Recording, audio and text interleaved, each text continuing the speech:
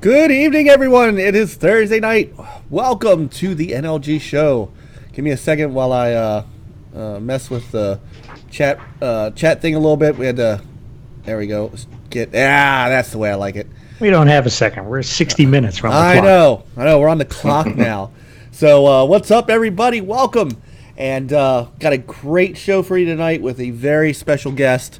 One of our dear friends, and actually, as you can see from pieces of the site, of the screen that you're looking at, he's embedded here in our NLG stuff. Our great friend, Jay Williams. What's up, Graphic God? How's it going, everyone? Everybody. It's been a long time coming, hasn't it, Mike? It has. It's been a very long time coming. And here you are. Oh, yeah. Yes, no, I appreciate you guys inviting me. Fastback sent out the signal, and I grabbed onto that.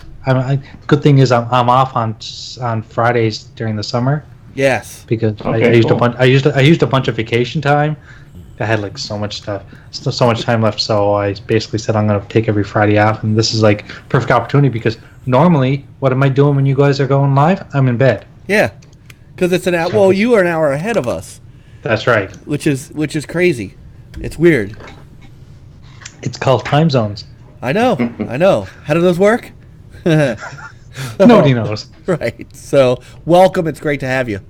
It is great to have you. Thank you very much. So, and gentlemen, my boys, how are you this evening? Peter, Chris? Glad it's almost weekend. Oh, my One God. more day of work. I know. Yes. It's almost vacation time. Yes. I am. For better or for worse, Yes. work-wise. I'm taking a break. Can't take it anymore. Oh, my I God. need it. Yeah. Too many long hours. That's it. Well, next week and the week after, I am out. I'm going to actually be kind of, sort of, not quite, but in Jay's area. We're going up to Niagara. Going up to Niagara. That's right. Yeah. I mean, that's. No, I mean, you're central. You're going central. I'm way east. How central though? But you're like Ontario. Okay, you realize? Ontario, okay. So let's do some Canadian geography. This will be awesome. I'm gonna test you guys when we're all done. Okay. So we're going provinces from east to west, and I'll get some of these wrong because I'm no longer in school. Okay, let's start. Oh wait, so hold on. You're going to get some of them wrong, and then you're going to test us later. Of course. So, and I'm not even look. You're to the east of Maine. I mean, I know that. That's right. So like we're basically there's a ferry. There's a ferry from Maine to Nova Scotia. Right. So you could take a ferry across, and basically, I think it's 8 hour, 4 hour. I don't know. Anyway, so let's do this. So we have Newfoundland. That's where Noof Nuke'em's from. He's furthest east you can go in Canada. Okay. Then there's Nova Scotia. That's me. Then there's Prince Edward Island, which is above us. Okay. Then there's New Brunswick. Okay. Then there's Quebec. Well, there's Maine, which is not part of Canada. Maine's not part of Canada. Yeah, I know, but okay. You got to bend around Maine to get to Quebec. That's right. Okay. Then there's Quebec. Then there's Ontario. Okay. Okay. And then there's I'm gonna say Alberta. No, Alberta's further. Alberta, Saskatchewan, British Columbia. I'm missing one in between there. So, as you can tell, I'm like the second furthest east province in Canada. So, I'm literally to the northeast of Maine. That's how, like, I don't know if you guys ever noticed that when you guys are watching the news and they're talking about the weather, when they show Maine and New Hampshire and stuff like that, they always show Nova Scotia, that you can always see it on the map. And I'm just right there. Okay. So that's not where I'm going. I'm not even going close to that. No, you're going to Ontario, basically. Niagara Falls is like, there's half of Niagara Falls is in Ontario, the other half is in the United States. And yeah, so you're about an hour and a half flight from me. just so people know where you are. There we go. Okay. That's right. You're getting educated here. Right. Do you want to? You can point to my city, where that word says Nova Scotia. That's Halifax. That's where I'm at. Okay. All I know about Nova Scotia is it is hard as hell to mail things to. No, expensive as hell. Yeah. Well, that too. Okay. So- Oh, here's another piece of quick piece of geography since you've got the map up. So above to the far right is Cape Breton Island. Read that. Right. That's where I was born. Oh. Yeah. So I was born in a place called Sydney Mines, and you can't see it on the map. It doesn't show it. It does show Sydney. Sydney's about 20 minutes away from Sydney Mines, like to the east a little bit. But that's where I grew up until I was 19. Then I moved here to Halifax to go to school, to go to art school, and I never left. Okay. Yeah. All right. Well, there you have it. This is And there you go. You can see right there on the map. You see New Brunswick. You see Maine. And there's a ferry that goes from Maine straight over to Yarmouth in Nova Scotia. all right. I know everyone's going, I can't see nothing. It's too small. Reading glasses. Oh my Yeah, goodness. so where I work, well, I used to work for Lockheed, and we had a sister shop in Montreal. Okay. And right now I work for Standard Aero, and we have our main companies in Winnipeg. Oh, Winnipeg. there- Have you been to Winnipeg? No, but there's a chance that I could end up going there for work for whatever Oh, reason. really? I think that must have been one of the provinces I left out. No, Manitoba. Sorry, Winnipeg's Manitoba, but I think I left that province out. Okay. Well, that's really cool. We don't have half as many provinces as you guys have states, but at least I can rhyme them all off if I'm thinking about it. It would probably take you about... How long would it take you to rhyme off every state? Probably about 3 minutes, and that's just, Really? And that's just Really? kind of remembering them all. I always miss some of the norths and the souths. Yeah, I just remember the ones on the east side. Yeah. Well, we're staying up. So we're staying up in the Canadian side. I have to say your money is really cool. Shut up. It is. I mean, come on. First off, all right. So I went to the bank. We went to the bank to get some Canadian money to take up with us, so we were gonna pay cash for a bunch of stuff. Right. And so I went to the bank, and I picked it up. The woman counted it out. She handed it to me, and I looked at it, and I looked at her, and I said, "Is this real?" You sure this is not Monopoly money? Right. So, oh my God, it's the Xbot. Yeah, what's going on, Xbot? Xbot. Go to So Xbox. what's really funny is that why I was getting a little mad at you is because I was basically commenting on the exchange rate. Well, Like, I mean, Yeah. you're making it like gangbusters. yeah, by about $500 Yeah. for what exactly. yeah. It was like it was It's like $1.70 per dollar. it was about $1.50 per dollar for Oh, fuck. No, I thought it was higher than that. maybe not this week. Well, the thing is, when you buy, you get a low rate. Yeah. I mean, This is you true. get a high rate, and then So And you wonder why Yeah.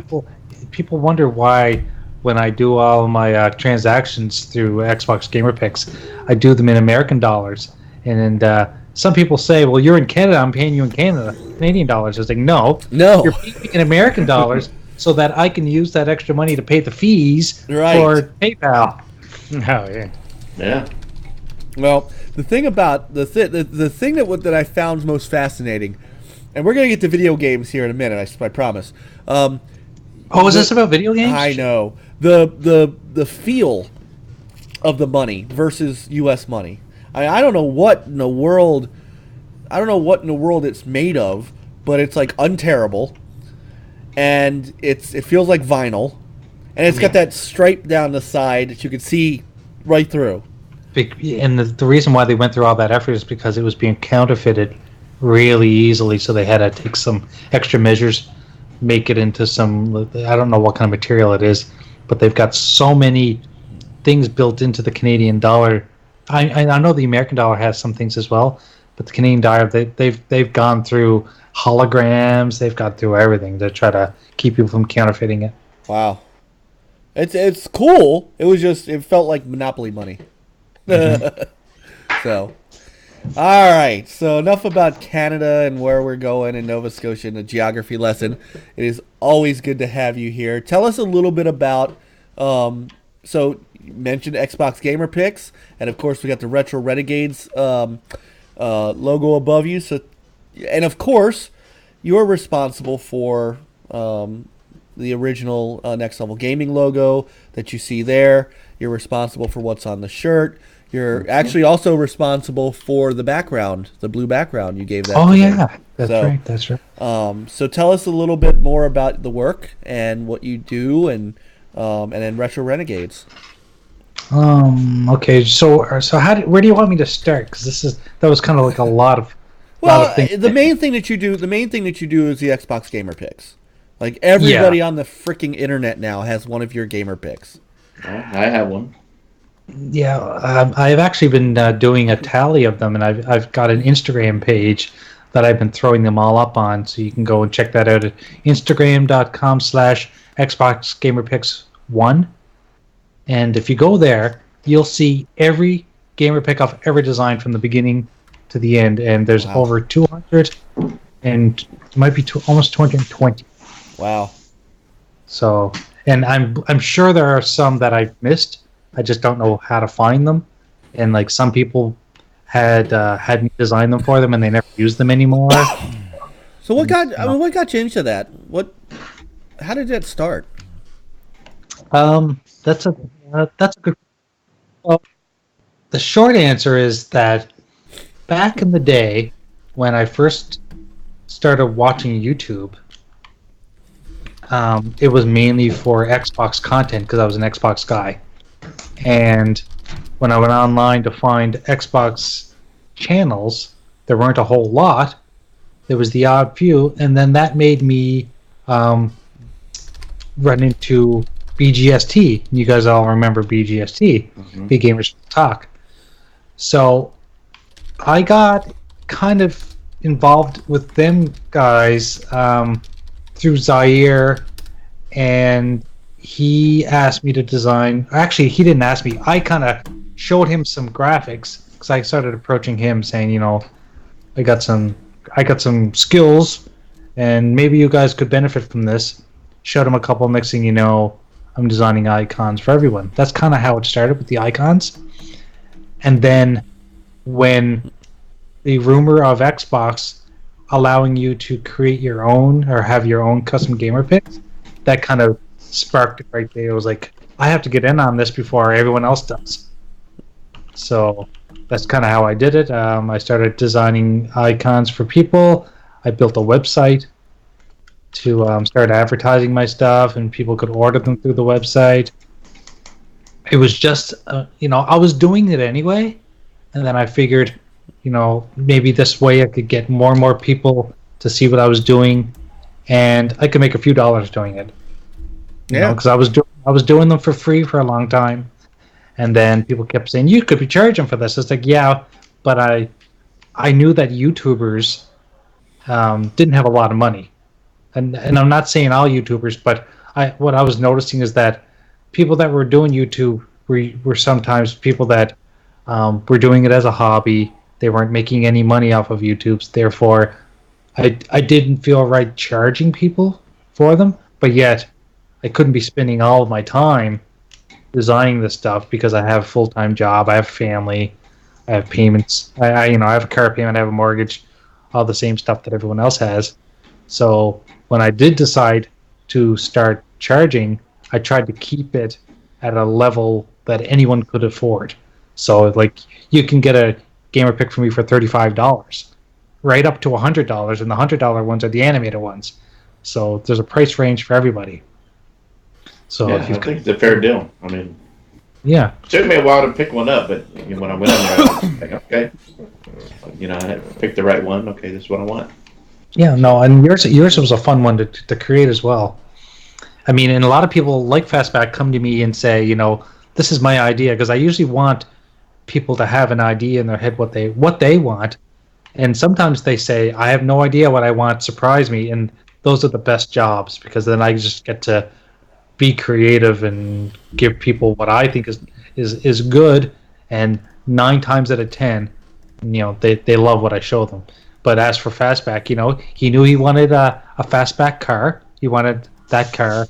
He knew he wanted his name on the license plate, and there was a couple other details, and then he let me be creative, and then now you've got what you've got. Well, the next one I do is going to be my Fastback Mustang passing Super Cooper's Camaro that's broken down on the side of the road. Nice. That's awesome. Or it'd be even better. Do it like a burnout, where you're actually where you're knocking him off the road. Nice. Yeah. Nice. So that's a long story. That's long story short. I started doing them for some people, and then it just kind of blew up from there. And and like you said, a lot of people have been coming to me, and I'm super grateful, because I'm not the only talent out there. We've got Diego. Yep. We've got Crypt Concepts. We've got the Xbox Pope. He doesn't do gamer picks as much, but Sean Labran or something. Sean, yeah. There's so much talent out here that does this kind of stuff. I'm just happy that people still keep coming to me. Believe me, more than anything. Oh, because it's good work. Yeah. That's all there is to it. So, I just saw the one you did for Crispy. Oh, the Crispy, yeah. Well, because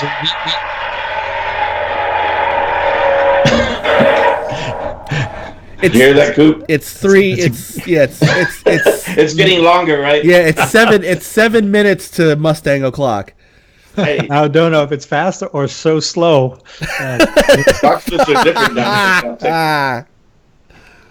Oh my God! All right, so you broke his total train of thought here.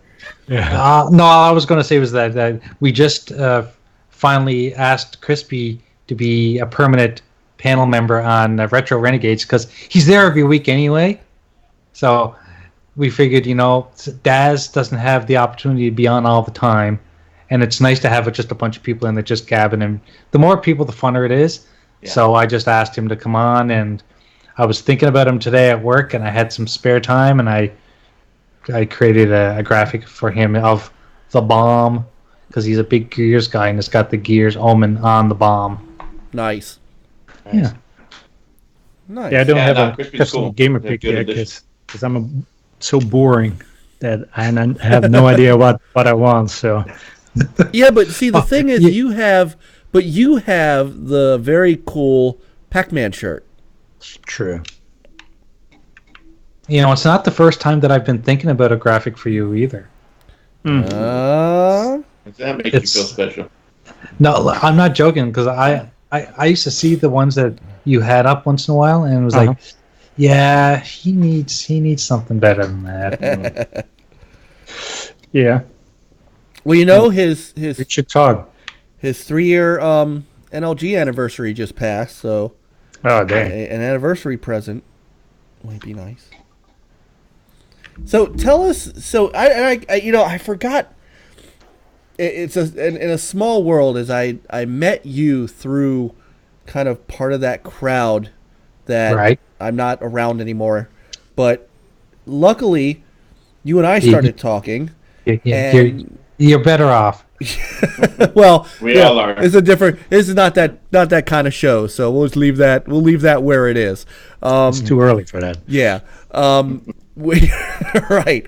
But when I met you, I was kind of, I'm not sure where I was with this. I knew that I had gone through some changes, and I kind of, felt a little I felt a little broken down. Things were kind of headed not where I wanted them to head. There was too many people that were, just kind of not of the great influence.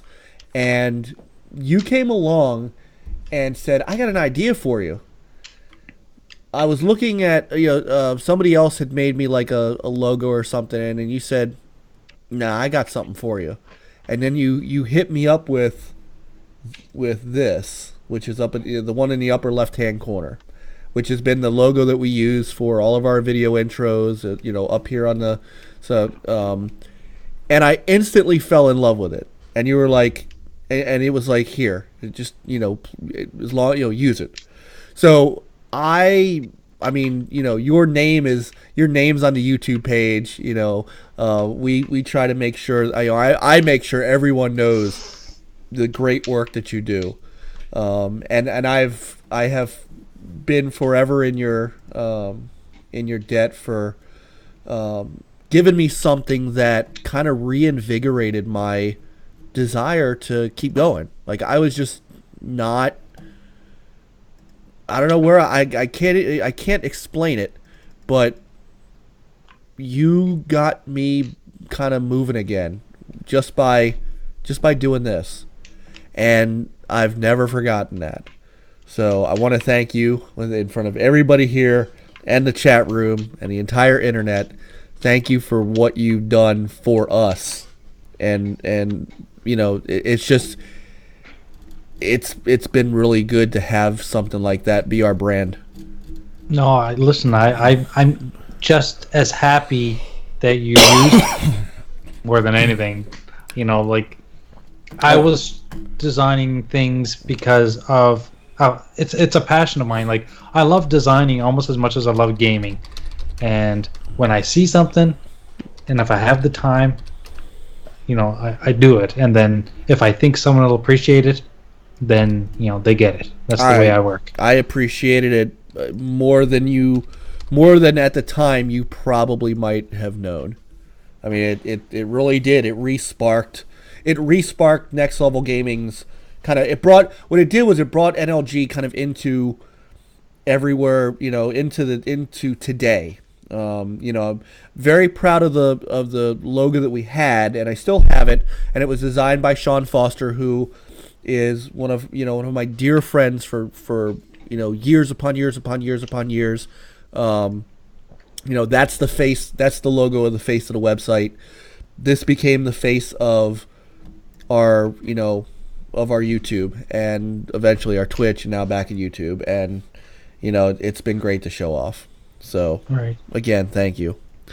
So going then to Retro Renegades, where did that come from? Because that that is such a neat concept and show, just based on what you guys do. Well, it was because of my friendship with Supersonic Station, and because of the stuff that we used to do on MNC.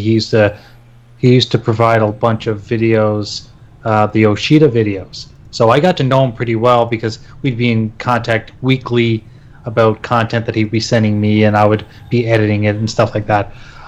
So I got to know him that way. And before that, he put me in a game that he built in Project Spark. Ooh.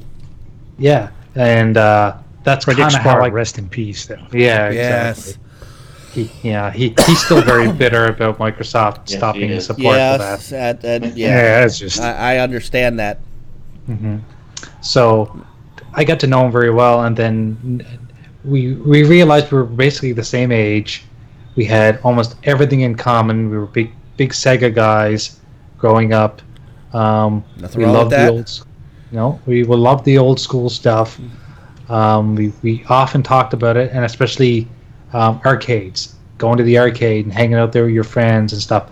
And he approached me. He said, how would you feel like doing a podcast with me? And then I was at that point where I just left the other podcast and wasn't ready to jump back into that world. But as soon as I realized that this show was going to be 99% fun and 1% work, I was all for it. It was like, okay, this is great. And the fact that we share, like I host one week, he hosts another week. We tell the other guys they can host, but they never want to. Jago doesn't have a computer. Daz can't be on the show all the time because of his work schedule. And he's too drunk. Yeah, or drunk. Or drunk, And- right. That is weird that Jago doesn't have a computer. I know he doesn't have a computer. He has a phone. He has a phone. And he has consoles. That's it. And yeah. Yeah. And then Stink, I think he hosted once, and he didn't want to do it anymore. So, and I tell them, I say, this is a collaborative program. We can all share the channel. I mean, we're not making any money, so it's not about money. It's basically about who wants to host and who wants to be the person that's playing the game, and the rest of us will just act like fools because that's what we do. You know, the premise behind the show is that we're a bunch of kids at the arcade, just hanging around, playing games, and shooting the shit. So we don't have an agenda. We talk about whatever we want. You know, I think Skeletor has an agenda, but you know, we can talk about that another day. Yeah, well, that's why I always mess with him. All the He-Man jokes and shit. Yeah, that's true. The super. He's a very opinionated guy, but you know what? He is a great guy. He really is. Yeah, and I have fun with it. So. Yeah, and I think he does too, and that's what people don't understand about him. That it's all about fun. Mm-hmm. So then of course that 1% of work that I talked about was me building the interface for the Retro Renegades. So we have arcade consoles, or we have arcade cabinets in an arcade background. So we stream our games within the screen, and or if we're playing consoles, we'll have the console screen with an old CRT TV. And much like what you've got here, we've got the chat on the side, and sometimes, depending on who's hosting, I know that Super likes to bring up a lot of booth babes and dancing silhouettes. I don't have that up, but every so often I'll have some funny stuff pop up on the screen. Mostly Daz with his beer and stuff like that. Hot dog Daz. Oh, and sorry, and for people that don't know, Retro Renegades is myself, Supersonic Station, UK Dazarus, Stinking Corpse, and Jago, and our newest member is Crispy Bomb. So, and I haven't even talked to Crispy Bomb about this. If he ever wants to host, he's more than welcome to. Yeah, and you guys come out at a pretty good time, because for me it's like 6 p.m. So, I'm already home and kind of chilling out, right. Maybe sometimes a little bit before dinner, and I just have a little bit of time just to sit there and listen to you guys, kind of have fun with it. So, it's usually 8 o'clock. Yeah, well, except when Daz is on, and then I got to turn it off when I got the kids around. Yeah. But yeah, it's usually it's 8 o'clock for me, and I'm usually literally running from the kitchen to my desk for the show. If I'm hosting, I usually get in a little earlier because I got to get a couple things prepped. But for the most part, I'm running to the computer because just my schedule. It's crazy. Yeah. Yeah, and so here's one of the Retro Renegades pictures. That's really cool. I mean, that is creativity. That's creativity that I don't know. Shoot, I don't have it. But it's fun because you're right. It's like being, here's the GameCube controller, and hopefully you don't have to pay Mr. Hands here royalties. But just the way that it looks, and having the guys talking down here on the I mean, they're just little things that make what you guys do just have a snap to it. And I'm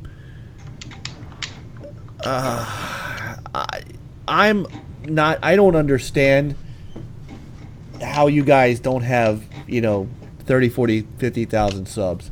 I mean, you guys are. It's so nice when I can listen and don't have the kids around, and I've been on there too. So I've actually had my shot in the sun, and it was a lot of fun. Mike, I can say the same exact thing about NLG, and we both know the reason why we don't have 40,000 subs. Is because we don't carry drama. Right.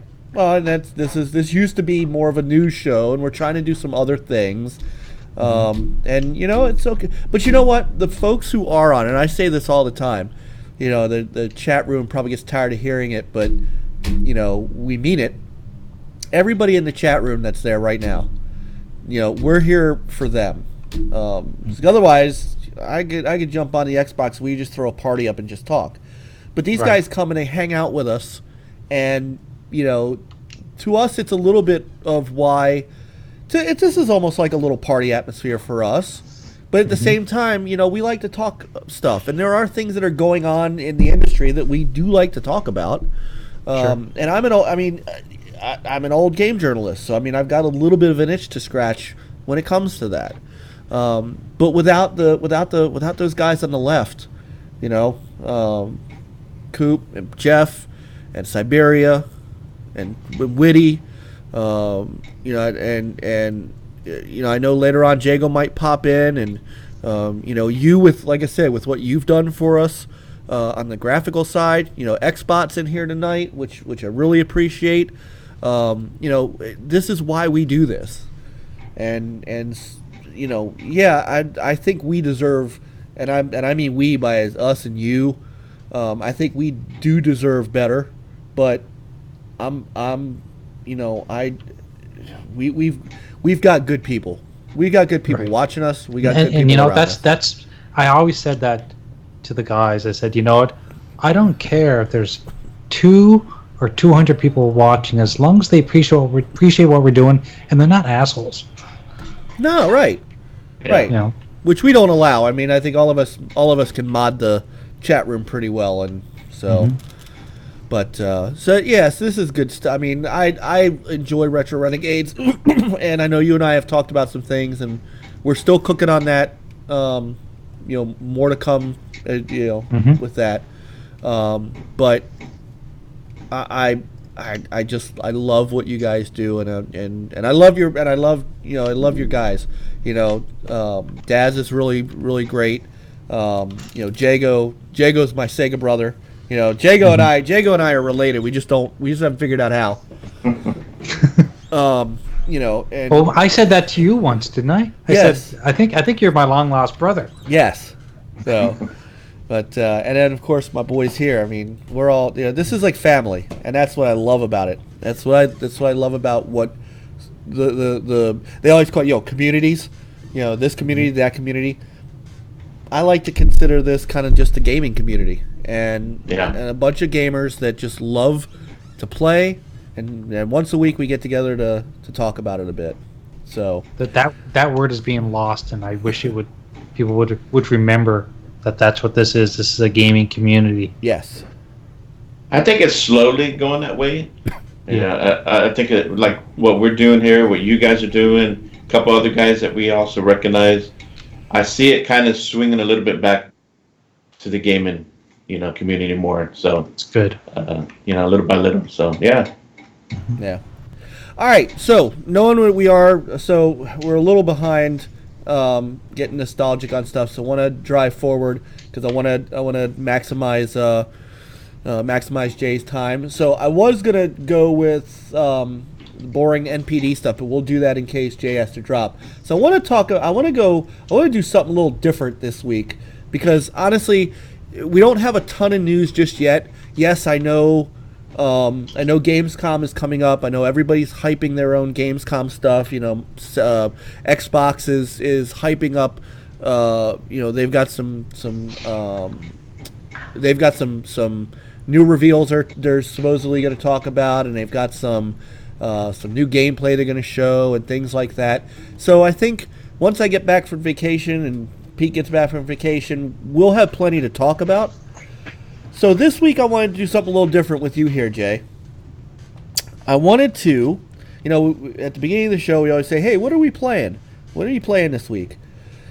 I want to know what some of the best games you guys have played that you didn't buy at launch, that you waited until there was a sale or Game Pass or EA Access or Origin Access or some way that you got it later on that still stood the test of time as far as your enjoyment of the game. That's a huge list. Yeah. Well, good. So I'll give you one right off the bat. It's what I'm playing right now, and I'm about 70% some odd percent done, and that is Spider-Man. I did not get Spider-Man at launch. It was, I think 2 weeks ago it was on sale, and it might still be on sale for $15.99. I think it's on sale for 15. Yeah, it's on sale for $15. I got it for $15.99, and Nice. It's a bargain. oh my gosh, I mean that's a steal for Yeah, for it that is for price. sure. It's phenomenal, and I'm playing it on a base PS4. And now you guys have seen me litter my Twitter feed with pictures and the trophies and stuff like that. That game is, if there wasn't, if God of War didn't exist in the same year, that would have been your game of the year. I mean, Insomniac just went crazy with that game. And it's a game that I'm glad that I waited on to get it at the price I got it on, but I could have easily, it would have been worth the $60, easily. So phenomenal game, and a couple people on Twitter that I talked about go, yeah, I didn't like this and I didn't like that. I didn't like going around and collecting all the research stations and pigeons and stuff like that. And I'm like, I love the crap out of that, because swinging around the city is just badass. Yeah. I mean, it is the best. I have all of the Spider-Man games going back to the Dreamcast, and this has the best swinging mechanics of any of them. I mean, Insomniac nailed this game, but I got it a year later, and I don't regret that at all. So, But it's funny because you're playing Spider-Man, and it's like, yeah, I kind of got burned out because of the challenges and other stuff. It's like, So I put the game away. You started playing it, and it's like, I was charging my my Move controllers, PlayStation Move controllers, and by accident I turned on my Xbox. I thought, well, you know what? Let me check to see how far I'm along with Spider-Man. So I popped it in. Check to see how far I'm along, and guess what? You're playing it again. Yeah. Nice. And except for the fact that I don't have a PS4 headset, I would party up with you, but we use the Xbox app on our phone. Xbox app on the phone. Might as well. So, I mean, it's such a good game. So that's my first one. So we'll let our guests take a shot at it. Jay, what's one of the best games that you played that you didn't buy at launch? One that I was kind of strong-armed into buying recently, which I was really happy to do, was Azura's Wrath. Ah. Yeah, I'd never played it, and Jago and Stink Corpse kept going on and on and on. They kept saying, Jay, do you like beat-em-ups? Do you like games with over-the-top fighting? Do you like that? I was like, of course, yes. They said, you got to play Azura's Wrath. And I said, I've never even heard of that game until I saw the cover. And went, oh, I remember that cover. I just never knew the game.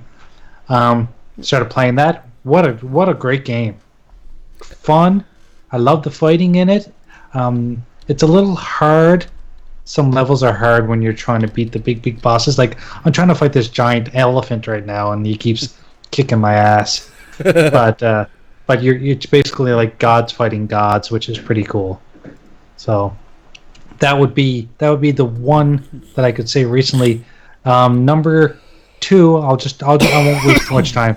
Oh, but please. Number two, because I never owned a GameCube when I was younger. I own one now. I finally got to play the GameCube version of Resident Evil 4. Ooh. So, and of course, because I'm so used to modern day controls, that's what's kicking my ass. It's not the zombies, it's the controls. Yeah. So, but other than that, those are the two games that I would probably pick for that. But like I said, there are so many games that I buy. Like if I looked at my ready to install list, it would say 490 some. Yeah. So, and I buy games. I see a sale, I buy a game. I think I'm going to play it, and sometimes it sits in the waiting list or in the waiting room. But my waiting room is really, really long. Yeah. Yeah, mine too. I think all of ours is. That backlog can be a show in and of itself. Yeah, for sure. By the way, we want to welcome in. It's going to be Sakon or Sakon 10. You can tell me. Just type in the chat long A or short A. But welcome, and he actually said he bought Fire Emblem Awakening 2 years after release, and that's what got him into the series. Nice. So, and Fire Emblem actually I think made some news this week anyway. So, but we'll get to that in a bit. So great choice. And anybody else in the chat, let us know too, and we'll bring it up. So, Peter, I'll pick this one, Witcher 2. Ooh, I Witcher did not pick 2. it up. Yeah, I mean, I think it was thanks to Game Pass or something that I got the game and played it, and it's like, oh, it was so good. Right, because didn't it come to backwards compatibility? It might have been on the 360 then. It is on the 360, but it was free. I remember that. It was free. Yeah. So that was my first endeavor in the that series, and then Witcher 3 came out. It's like, oh yeah. I don't know if I bought it day one, but I bought it, and then I still need to play it. I mean, I started it, I think, but it's like, it was just kind of the tutorial mission kind of thing, and something else came along, and how that goes. Oh yeah. Oh, most definitely. And I'm kind of like a social gamer. Like Sea of Thieves, for instance. You are. It's such a social game, and it's like I neglect all my single player or even some other games just because of it's just fun to hang out with friends and play that game. I know. I feel bad sometimes because I get mired up in a single player game and I jump into a party and you and Nate and Juan and all you guys are all Siberia. You guys are all sailing away, and here I am playing Tomb Raider. But Tomb Raider is such a great game, though. It is. That's another one. So when I come back around, Jeff says Resident Evil 7, Forza Horizon 2. That was 2 was which way? Hold on. So let's see. 3 was England. 4 Australia. No, 3 was Australia. 3 was Australia. 3 was Australia. 4 was England. England. So which one was 2? Wasn't it French, Italy? Yeah. Was that French Italy? Okay. Yeah. So that was France and Italy. What was one? One was Colorado. Colorado. Oh yeah, you're right. So he said that one and Prey. So he picked up Prey afterwards, and Prey. I think the original Prey. Yeah, I remember Prey too. Still need to play it. Yeah. I played Prey when it first came out, and I remember being blown away at the gravity and physics in that game for the first time. But that was really cool. But what really blew me away was being able to walk up to the jukebox and play music out of the jukebox. I thought that was the coolest thing. Yes. Yeah. The remake was good. I don't think the remake was bad, and I think the remake's in Game Pass. So if anybody wants to try it. So. But all right. So that's Jeff's. Chris, you're up. First one that comes to mind, Rise of Tomb Raider. I didn't get that day one. I got it a couple years later, and I had it in my backlog, and then just for some reason I said, you know what, I'm gonna play it. Loved it. Great areas, different sections, just the stories as it progresses. I thought the antagonists, I can't remember their names, but that one female and her brother, that was a pretty good storyline with them, and how it kind of affected what's her name, Laura's, her father and all that stuff, but each stage, just going through them and trying to sneak around, the crafting and the puzzles. Like there towards the end, that's where I really enjoyed some of the tombs. There at that last stage. Yeah. And I have Shadow of Tomb Raider. I didn't buy that day one. I bought it when it went on sale. But then what's funny, then not too long after that, it went in Game Pass. Went in Game Pass, right. I see another one is Diablo 3. I didn't buy that day one, but I remember picking it up when I saw HTK and Nate and Coop. So, I remember jumping in there with them on that. That was fun. What was that? I was looking at another one. Oh, Rise. I didn't get that day one either. So really? Played it a year ago. Oh, that. And really enjoyed that. Wow. I enjoyed the story. I thought the action was great. It's like just a badass game. Makes you feel like a badass. Yeah, and you should play it with Kinect. Rest in peace. Yeah. The only thing is, I'm not big on QTE games. So some of the stuff is like, same thing with the Sunset Overdrive. Sometimes you just get into a certain part, and you're not getting it. I'm not either hitting it right, and I got to keep repeating, and then I'm like, I'm done. So, but other than that, I thought it was great. So hopefully, who knows? Hopefully we'll get another one. I don't remember that. I mean, Sunset Overdrive wasn't a QTE fest, though. I mean, there were some things that you had to do, challenges that you had to get past. Well, yeah. You had to hit the right buttons, at the right time. Right. So Yeah. Yeah, but Rise. So the thing. Rise, there was one where there was one scene where you had the guys that were shooting arrows at you. Right. And you had to hit them, boom, boom, boom, boom, and you had to get it just right to get past it. That next, it just kind of pissed me off. Okay. So it's just one of those things. All right. Let's see. My next up on the list, and we'll stick with this gen, is Doom. Came out in 2016, and was my Game of the Year 2017. And I don't remember why I didn't get it at launch, even though I wanted to. And I played the beta. I was in the open beta, and I was like, yeah. And then I don't remember what else came along that I got instead. And then I didn't play it. I was not in Game Pass. Yeah, but I didn't play it in Game Pass either. I didn't play it. I played it in 2017. I forgot why. It was on sale or something. I don't know. And I got it, and I was like engrossed. Doom Eternal is going to be so good. But I got just totally engrossed in it, and I had stayed on the single player. Honestly, I suck at multiplayer now, but back in the day, I was a pretty good Doom player.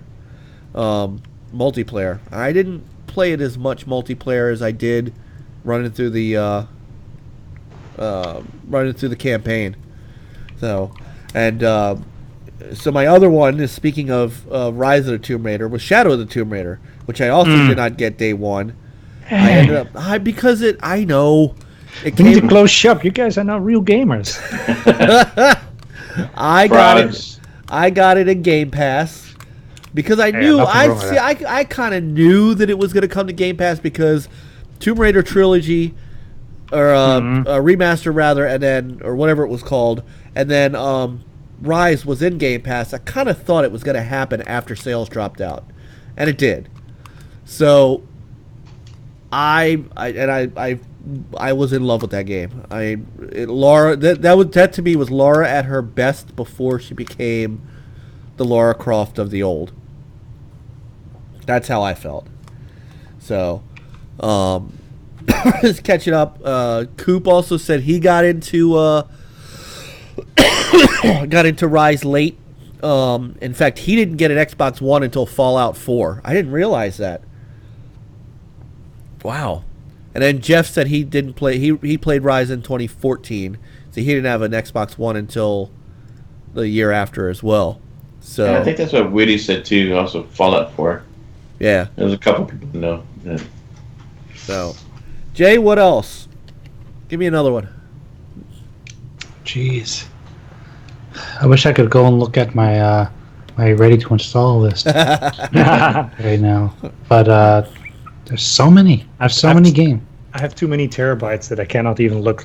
Right. I think I have everything installed. Like I'm literally shocked because I've got my X in the living room with a 4 terabyte external built onto it. I've not filled it yet. Wow. But I don't have every game I own installed either. Right? Like I said, my ready to install list is like 490 some. Wow. I probably have 10 to 15 games installed at any time, and I'm just playing them periodically whenever I feel like it. Like one of my biggest go-to games is always Mortal Kombat, of course, because I just love Mortal Kombat. But every so often, I will throw in an older game that I'm trying to think. What is the last thing that I played that I didn't get at launch? Because I'm the type of person that if it comes out and it's new, I get it when I can. Yeah, I'm at a loss like right now. What I'm gonna do? I'm gonna go onto the net. I'm gonna let you guys talk, and I'm gonna try to get onto my ready to install list. Then I'll have a bunch of games to announce. All right. So, what else you got, Pete? The Metro games. Ah, good choices. All 3 of them, I should say. I did the same with Exodus. Oh, that's a good one for me to say too. Exodus, and I haven't even started it yet. I want to finish the other 2. Yeah, well, I got it in Game Pass, and I'm enjoying it more than I thought I would, because everyone kept telling me, "Oh, the Metro games are slow," and I didn't find Exodus slow at all. I thought it was fun. It reminded me a lot of Wolfenstein. It started slow to me, though. I don't know if maybe I was expecting it to be more like 2033 Last Light, because Right. it was a little more open. Now, once you got to the oil rig scene, I think it was the oil rig scene, or the boat scene, one of the two, that game opened up like crazy. And then all of a sudden it became, action-packed. Yes, indeed. Best games you didn't play at launch. What you got, brother? Come to think of it, I didn't get 2033 and Last Light either until they remastered them and brought them out on the Xbox One. Yeah. Yeah, So- me too. I had those. One real quick. Edith Finch. I didn't play that at launch. Oh, A lot of people were talking highly of that when it came out. So, so what do you think Yeah. of it? no, I loved it. Yeah. Yeah, it was something different. I don't mind games like that, as long as it has a good story. It was interesting. I've not even played that game. I haven't either. Yeah, it's a quick game. It won't take long. Yeah. Just have low expectations, then the game will be better. It's a good game. I don't think it was great. It's a good game. Oh, Yeah. so Indie Gamer says for him, Hollow Knight, which I also have not played, and I've heard such good stuff about. Like Hollow Knight, and that came out in 2018. So I have not played that, and I hear such good things about it. Another one for me on PlayStation was Uncharted 4. Oh, I didn't play all that the one. Uncharted. I didn't have the PS4 when it came out. Yeah, so definitely played. When I got the PS4 Slim, I picked that up with it, and definitely enjoyed it. Also, that on the PS4 I played Journey. I don't remember playing that day one. I didn't get that day one, but I definitely enjoyed that one too.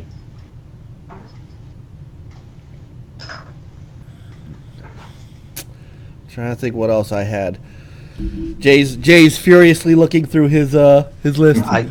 Well, you know what's funny? I've got my Xbox here, and I turned it on, and every time I go to my games, it's telling me I have to reconnect Xbox Live. But then when I go to reconnect Xbox Live, it says I'm already on Xbox Live. So I don't know what's going on. Something messed up. Maybe they're having issues again. Possibly. Well, so while he's looking at that, the best games that you well, how about this? How about a game that you bought with the intention of playing and then never touched? Oh, there's a lot of those too. I'll give you mine. Oh, you haven't played Wolfenstein yet? Oh, I mean the Cyberpilot one. VR.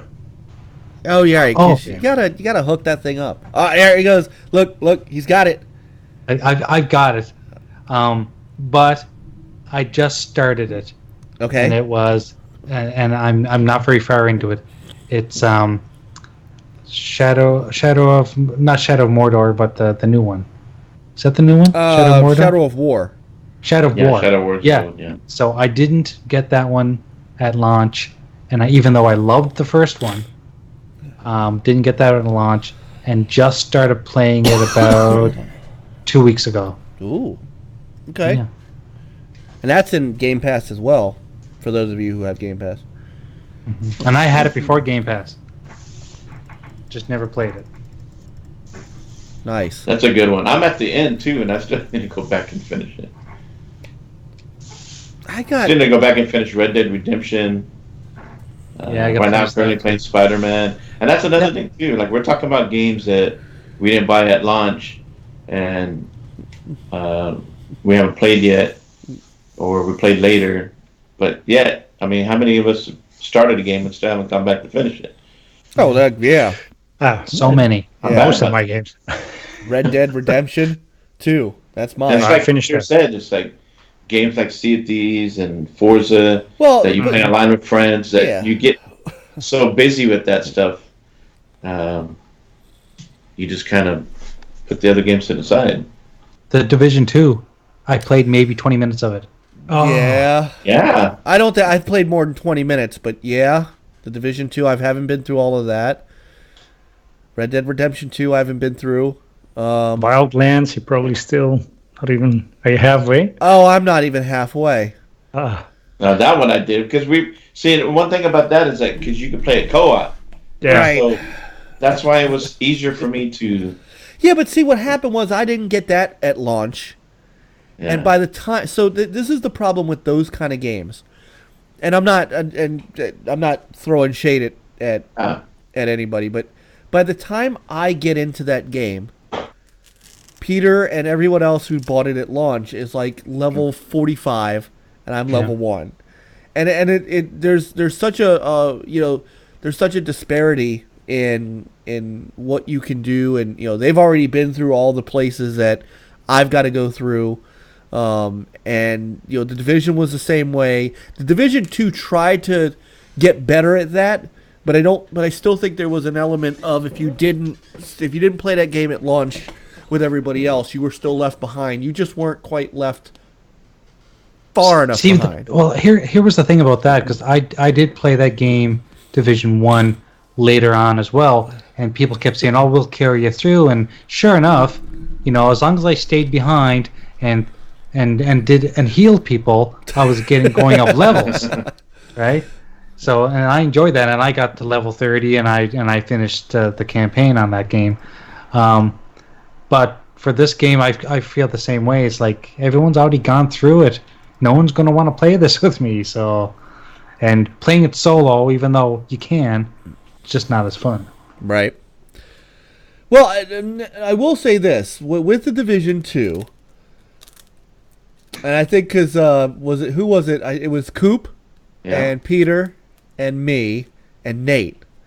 And I joined. You guys were all like level 20 and 22, 23. I just started the game, and all I had to do was just be in the mission. I didn't even have to kill anybody, and I would just be like, "Oh, level 2, oh, level 3." Reap the benefits. I jumped like 8 levels in one play session, and I think I probably unloaded one clip. Yeah. So, but what I like about some of the games that are kind of open, like Sea of Thieves, stuff like that, is like I can, and Forza Horizon, those kind of games, is I can jump in whenever I want, and I don't have to be the same level as Peter's a pirate legend. I don't have to be a pirate legend to go off on an adventure with him and do anything or be, I don't have to be the guy that stays behind. Right. So you just won't look as cool as he does. This is true. Well, guys, I'm sorry that I'm going to have to bow out because I have to go and pick up my daughter. I've got teenage daughters. They're twins, and one of them has started to date. Oh shit! You need to go get your shotgun and go take care of that. So yeah, I gotta go and pick her up before. Yeah. It's 11:30. You gotta do that. It's 11:30 on a school night. And I got an 18-year-old, so. There you go. Well, but this was awesome, and I hope I get to jump on again sometime. Whenever you want, man. Yeah. You're a part of NLG just by the. I mean, your DNA, man, is in this show. I mean, it's all around. Listen, man, you guys have been nothing but, welcoming, and that's kind of how I live my life. Like I like to help out people, and Boom says this better than I do, but Boom always says, treat people how you want to be treated. Well, that's how I am, and you guys treat me well. I mean, Mike, geez, you sent me a bunch of stuff for my Xbox so I could play it on my big screen through the the component cables. Yep. So that was awesome. I mean, yeah. And that's. I mean, you're a good guy. That's all there is to it. I mean, it's easy. It's easy to be friends with good people. Yep. I feel the same. But thank you very much, guys. Yes. And catch Retro Renegades. And if you need it, it's Xbox Gamer Picks. Make sure you .com. Make sure you hit up Jay. And man, we'll see you soon. Cool. Thanks, guys. Jay. Yeah, take it easy. Yeah, thank you. All right, so as he's taking off, we'll let me get a little ad here, a little image here, so it doesn't look like somebody else. Thank you, Indie Gamer. Shit, everybody in the chat is awesome too. I know, man. Mm-hmm. I love the chat. These guys know it. So, but we want to thank Jay for coming on tonight. Thankfully, people coming in and out of the Skype doesn't hurt the overall thing anymore. So, all right. So then let's go through, and since it's 10:39, I promised a shorter show today, so we'll go through a couple of things and then we'll get out of here. So a very interesting July NPDs. Now, again, as people know, we don't care about the console part of it. I don't care who sells more of that. That's for other people to argue and fight about. But we are always interested in what games are selling and how they do. So as people might know, NPD numbers are about revenue. So this isn't necessarily units sold. It's how much money they make on their sales. And to give them credit, I always pull this from VentureBeat, from their GamesBeat. They do the best job at, honestly, they do the best job at NPD coverage. So check those guys out at GamesBeat.com, VentureBeat.com. So, number one, actually is not a surprise. Football season is about to begin. Yeah. And so Madden 20 is the number one game of July. Now, what's interesting about that is that it usually launches in August, but it launches like the end of August. Yeah. And it acts so. Here's what technically, it fully launched on August 2nd. But the reason that it's sitting up there now was because there was an early release. And that is insane. That as an early release, it is it's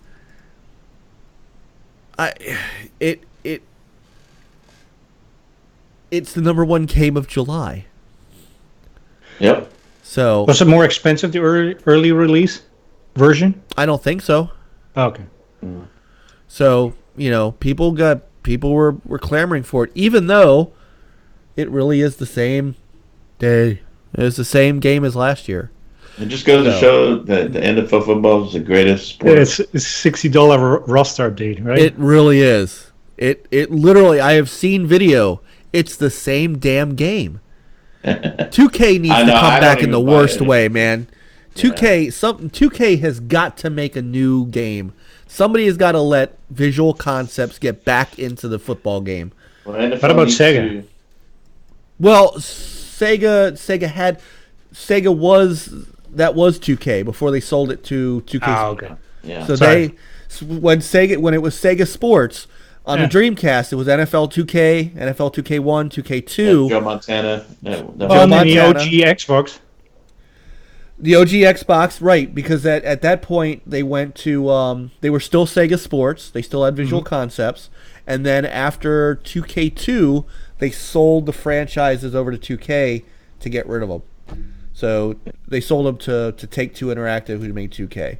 So and then Microsoft tried to make their own with NFL Fever, which wasn't bad. And then EA came along and said, "Hey, we'll support Xbox Live," and Microsoft said, "NFL what?" So yeah. All right, so there's your first game. So second one. So we had earlier in the chat, Seikon 10 said he played Fire Emblem. I think he said Fire Emblem 2, and that got him into the series. So he's a Fire Emblem Awakening 2. And so the second game on the list is Fire Emblem Three Houses, which apparently is the best Fire Emblem launch game out there that they've had. Yeah, I see a lot of people excited. Yeah, I have no idea what it is. I don't either. I never played it either. It's one of those. I know what it is. I just never played it before. It's like a role playing game. Yeah. But it's more along the lines of kind of a tactical role player. So it's made by Koei and Koei Tecmo. So I should give you an idea. And according to it's the best Fire Emblem that's ever come out here. So it's on the Switch and PlayStation. It is Switch and Switch. It's published by Nintendo and developed by Intelligent Systems and Koei Tecmo. Yeah. So that is a Switch exclusive. Next three games, next two. I mean, look what they're on also. Yep. Super Mario Maker 2 at number 3, Marvel Ultimate Alliance 3 at number 4. Yeah. And Minecraft, which is on Switch as well. So that from a revenue standpoint, I mean, it's been a long time since Minecraft has been top 5. So yeah. And that's one of the top selling games of all time too. By the way, thanks, Indie Gamer. I appreciate that. And Jeff said he loved Fire Emblem Path of Radiance on the GameCube.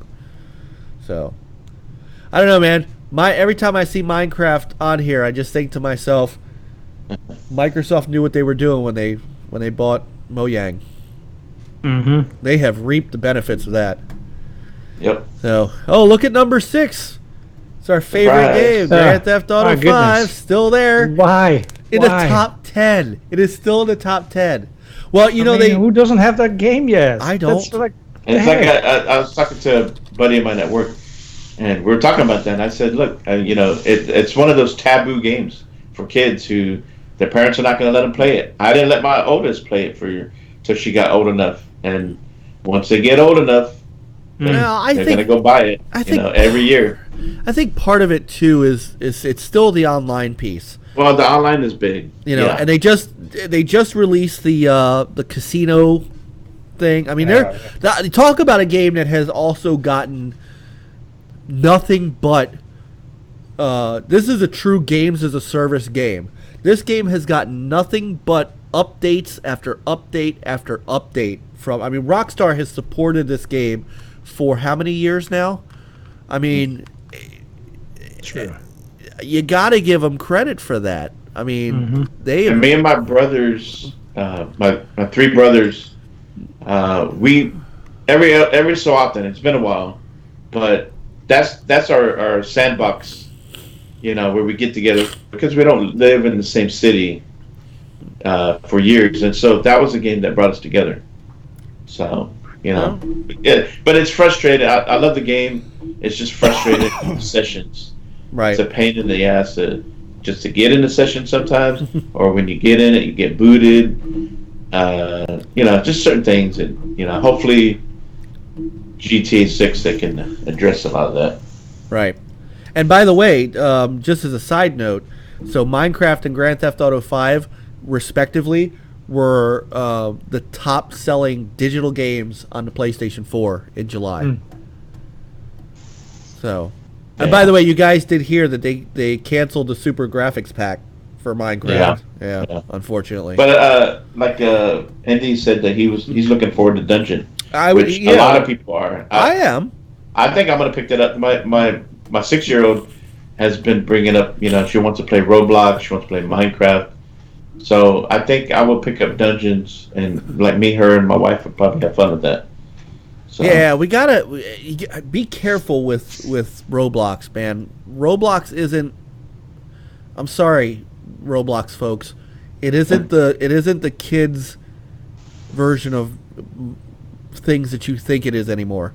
And in fact, not only that, but my kids have now found Hello Neighbor that they play all the time. My daughter has too. It just sounds like a dangerous title. It kind of is.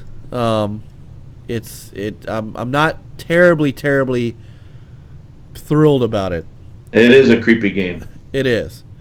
So anyway, next up, Super Smash Bros. Ultimate. Another Switch. Yep. Mortal Kombat 11, hanging in there. Mario Kart 8, and top 10. Legend of Zelda: Breath of the Wild, 10th. I have to think that Zelda and Mario Kart 8 are still high. What do they call that? Shoot. Sorry, I'm getting a little cramped in the brain. Attach rate games. They are. Those have got to be your high attach rate games. Yeah. Like you walk in, you buy a Switch. Yeah, they are. They're like, at least at 50%, 58 or something like that. So. You walk in, you buy a Switch, and if you get the Super Mario Maker 2 bundle, the second game you get is Zelda or Kart. Yeah. And those games ain't on sale much either. No. No, they're not. So, Nintendo, you may as well call this the NPD Nintendo PD. I mean, because this was really their month. Yeah. So, and by the way, I meant to say, I'm looking very forward to Minecraft Dungeons, playing it with my kids. So, so rounding out the top 10, or the bottom 10 rather. So Spider-Man, and that's probably, I'm thinking, since it went on sale, they go on sale in July. Well, yeah, that it went on sale end of June. Did it? Through July? I'm not sure. Okay. That could explain. Yeah. But it's the number 11 and worth it. Yep. Tom Clancy's Rainbow Six Siege hanging in there. That's talk about a testament to another series that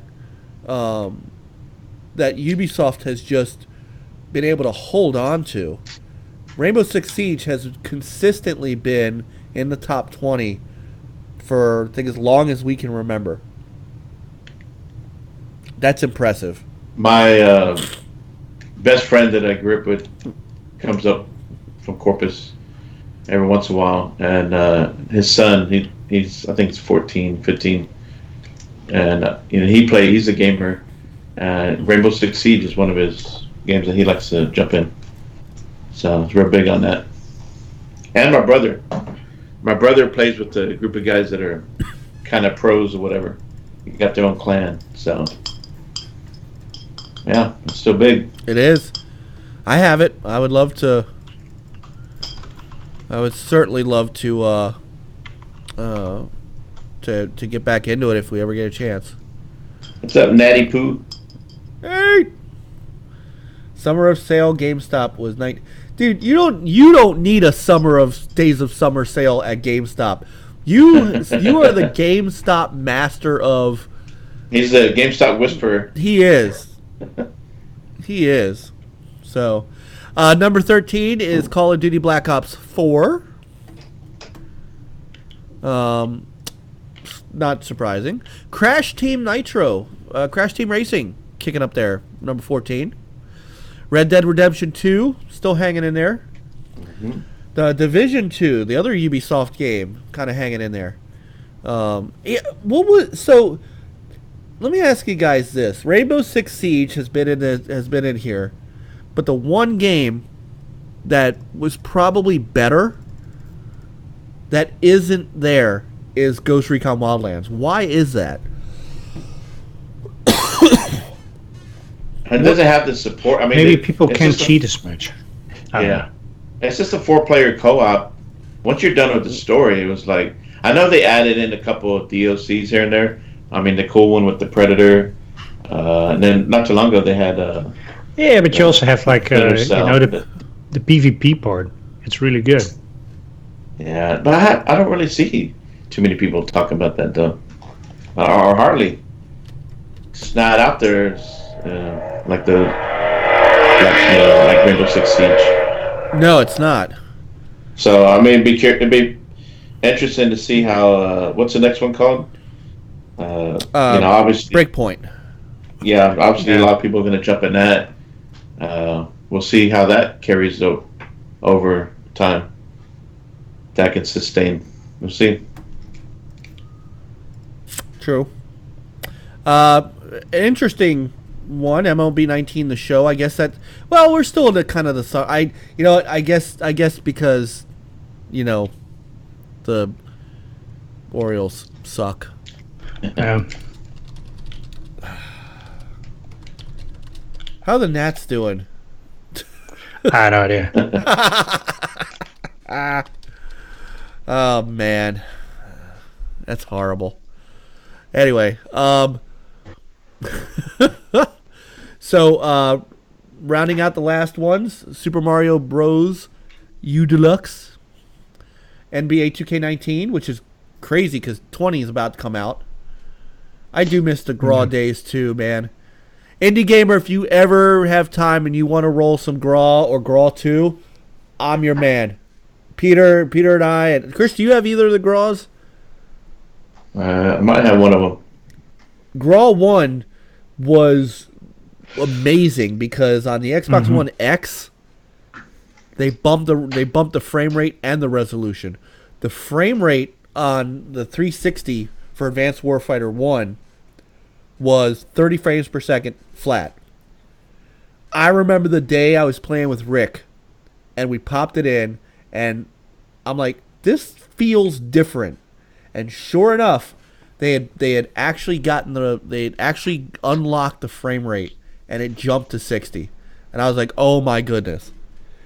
Then we went to go play Graw 2 when it became backward compatible, and the campaign is 60, but the multiplayer was 30. And I was like, oh.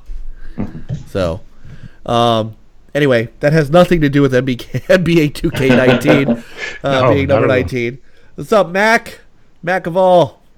And then Assassin's Creed Odyssey rounds out the number 20. So, not only do we have some good Nintendo games in here, but Ubisoft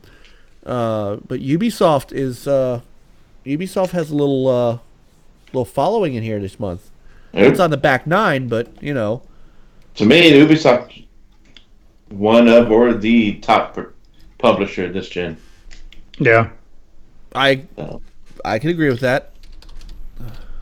And I saw someone bring up earlier today about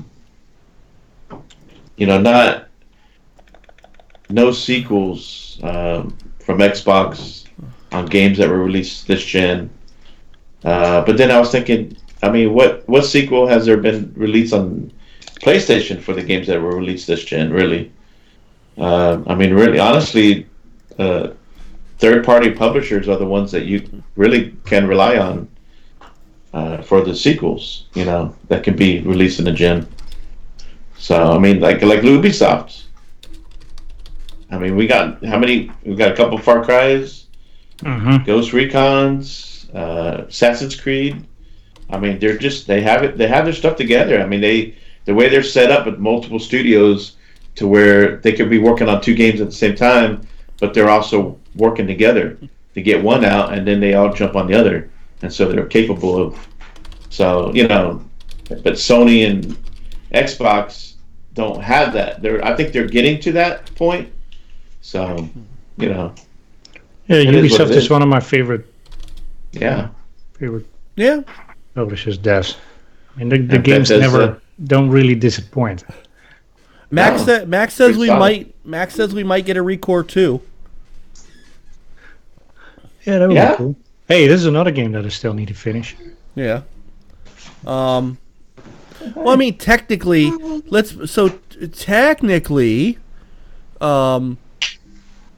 Halo 5 to Halo Infinite, because it's coming out on. It's going to be a scalable game, so Xbox One X folks are going to be able to play it. And it's like you said. You've been saying. Is there really a next gen? Are we really? You know what I mean? It's more like an iteration. It's like the next consoles are just like the next upgraded consoles. Like we went from the regular X and the PS4 to the Pro and the X. And that's why Microsoft will. I'm gonna say this: never win the console war again. Because of iteration and it's like it's forward compatible. There's not a clean break where it's like like a do-over. Let's start fresh from zero. Well, I don't know. Eventually they might get closer because people they want to play those the titles, the Halos and the Gears and whatever, the Recourse. Who knows? But I think that I think people are. I know what you're saying, and I've enjoyed the breadth of games that I've seen. I see both sides of the coin here, and it's become hard to argue that, to an extent, I think Microsoft has lost its way with the core gamers, the guys that got them. And, not necessarily. It's almost like they've kind of left behind the folks that got them to where they are, so they can get to the wider mobile audience and stuff like that.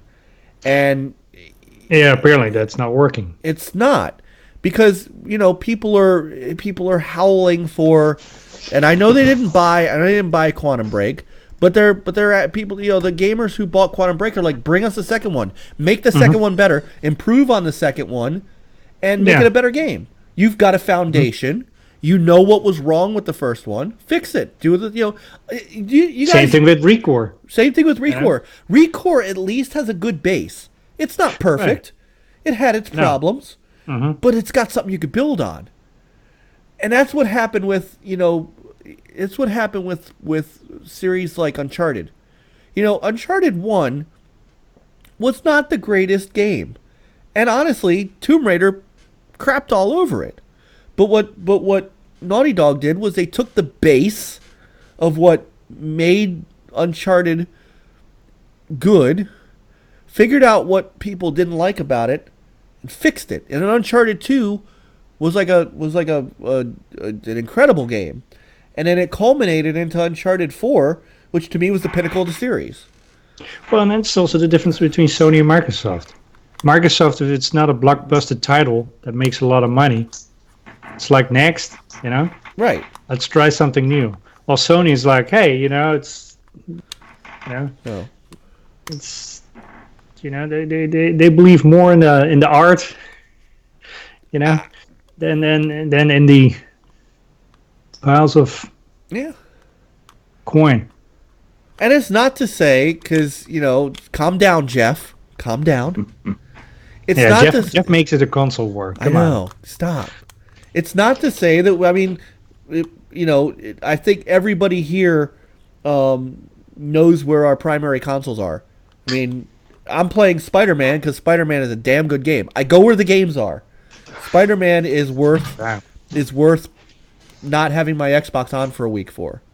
Mm-hmm. But when Gears comes out, that's where I'm gonna be.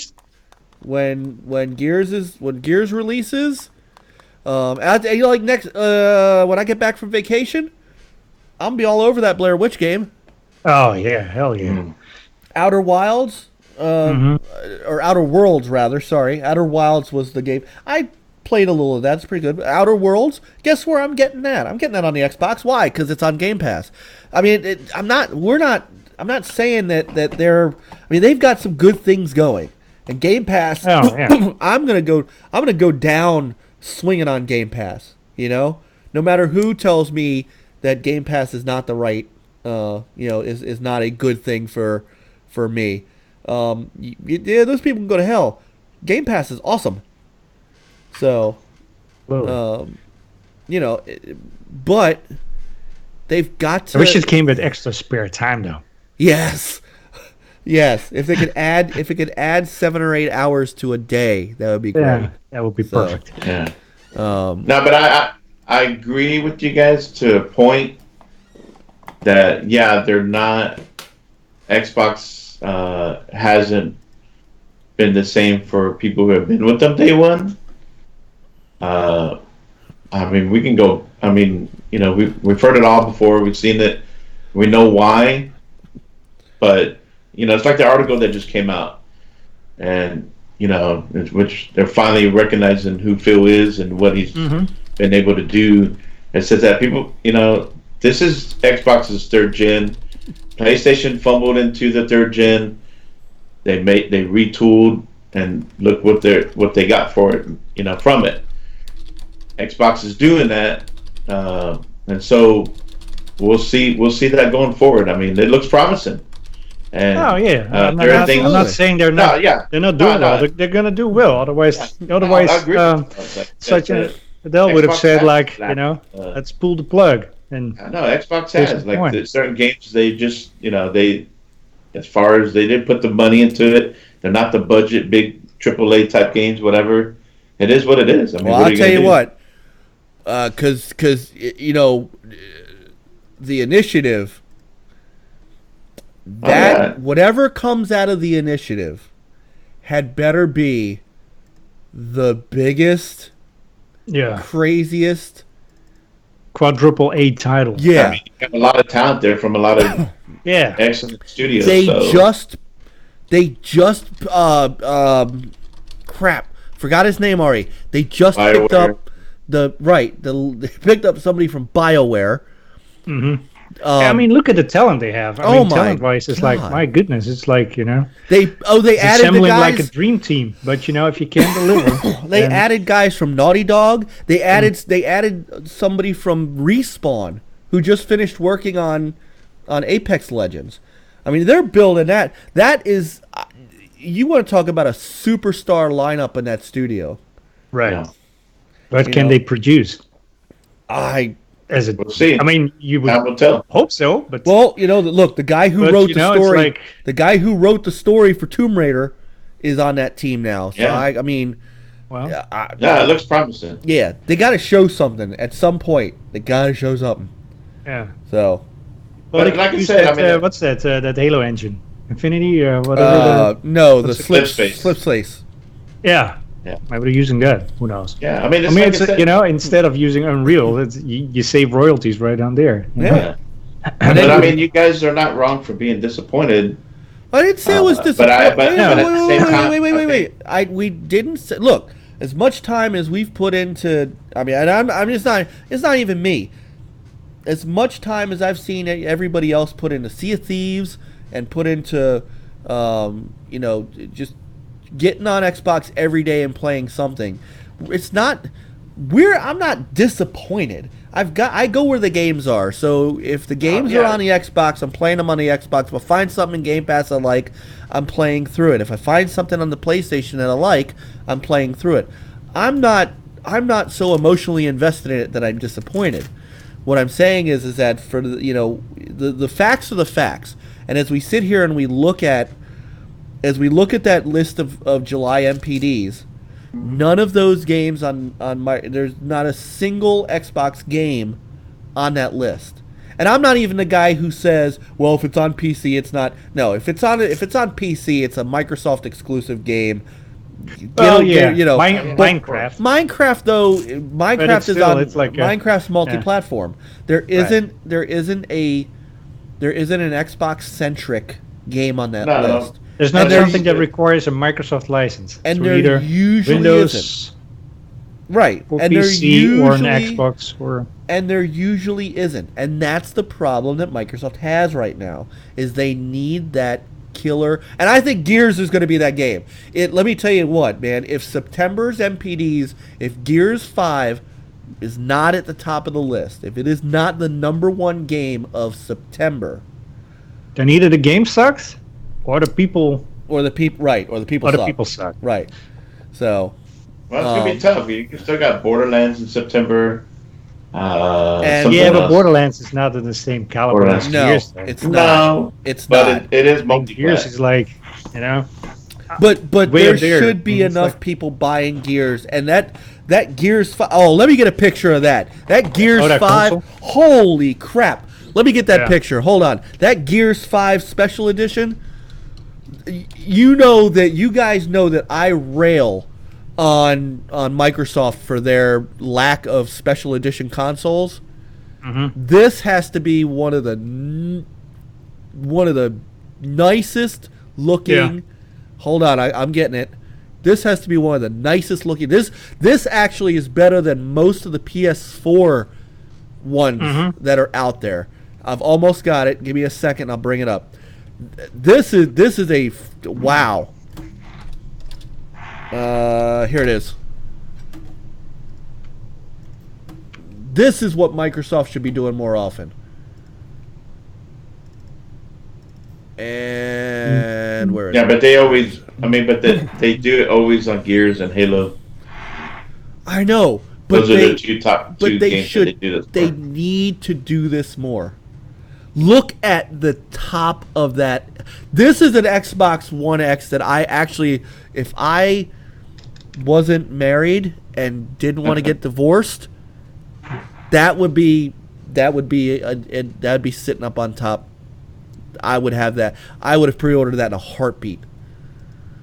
That is a yes. Mike likes what he sees. That, and if that doesn't sell, people suck. That's all I got to say about that. No, it is selling. I know it's sold out in a bunch of places already, and it needs to be. This needs to be the number one. This needs to be the number one selling thing of September. And Gears 5, I can't imagine. I just can't imagine it not. And I've been critical of the lack of campaign footage, so I'm still excited for Gears 5. And we talk about Game Pass. So I tweeted out the other day. The cool thing about Obsidian is, okay, so the new Bard's Tale is multiplat, but look what they just did with remastering the originals.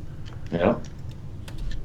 I'm pretty sure that's Xbox and PC only, right? And it's in Game Pass. I mean, that's what those are the things that I'm excited for. And that's what I was trying to allude to earlier, is that the lack of stuff that was coming from Xbox a couple years ago, is, we all know, and they knew, is because they had a lack of the first party studios. They have addressed that, and so here we are. We're getting stuff like that. Like the Bard's Tale. We would not have gotten that unless they picked up Obsidian. And well, when we say we, I think we would. I would think as gamers we would have gotten it. It might have been multi-platform. No, I'm talking about the Xbox. It probably would not have been in Game Pass if they didn't pick up Obsidian. No, it would not have been. And then the new one, the Outer Worlds, and Wasteland 3. It's like they are addressing these issues that they had a lack of, and going forward, we're starting to see this fruit of, hey, they have multiple studios, and like Peter was saying, brought up Slip Space. If they're able to, and they reach across and help each other out and share ideas and share, their talent, Xbox is gonna get into that situation where they can be like Ubisoft, where they can be consistent and have sequels come out, and multiple games throughout the generation. So whatever, but yeah, I mean, going forward, I mean, things look great. For all plats, really. Yeah. I mean, look how successful Nintendo's been with the Switch. We'll see how the Switch Lite and see how that Joy-Con that doesn't come off. See how that works. But I just don't see no complaints. I have nothing to complain about. Well, the only thing I complain about is that I can't play play all my games right now. I'm a fraud right now because I haven't really been gaming, and we just gotta wait. We have to wait to see these games that they're working on from these studios, to get announced. That's and I agree with that. I think and I've said this before, where I think Microsoft still falls short is they are sitting on IPs that they could develop, and as Peter said, they're one and done with a lot of this, and I think that does not do a service to their consumers, and so then why would you invest in a game if you're not even sure if it doesn't sell, it's gonna get mothballed. The whole Quantum Break thing is criminal, and it drove Remedy away. Tell me that if they, I mean, seriously, if Microsoft, even if Quantum Break failed as far as it did with with its sales, if Microsoft went to Remedy and said, you know what, let's figure out what the gamers liked about it. Let's find out what they didn't like about it. Let's continue this story. Let's get Quantum Break 2 running. Control wouldn't exist, and Control wouldn't right now have a marketing deal with Sony. True, and we could I'm be still playing. worried about that game though. I know you are. What I've seen, it doesn't looks very disappointing. Looks very bare. I don't know. Hopefully, I'm wrong. I still have trust in Remedy. I still trust them. Yeah, I mean, the story is probably good. It's just their storytelling is fantastic. So yeah, we'll see. I mean, it is what it is. I mean, it's like Peter said, like Recore and some other games, they were just lacking. They weren't fully fleshed out. Right. So it's like I said before, the Xbox they just didn't have full control on that stuff because they didn't have those studios, developers part of their first party to where they can have a little bit more, be able to pump in money into them more. Like even Quantum Break, I'm sure they gave them a lot of money for that. It was like $75 million. But even at that, it's not, that was still on Remedy. It is, but look at Spider-Man. I mean, Insomniac Games is not a first-party studio. They're a third-party studio. By all rights, they're a third-party now. And look what they did with Spider-Man. I mean, that game is, you would think that game was a first-party game, and good and well that Sony is going back to them for another one. Oh yeah, yeah. But I mean, it's Spider-Man. I mean, you look at Sunset Overdrive. A lot of the features and mechanics, you see that translated over into Spider-Man. I mean, do.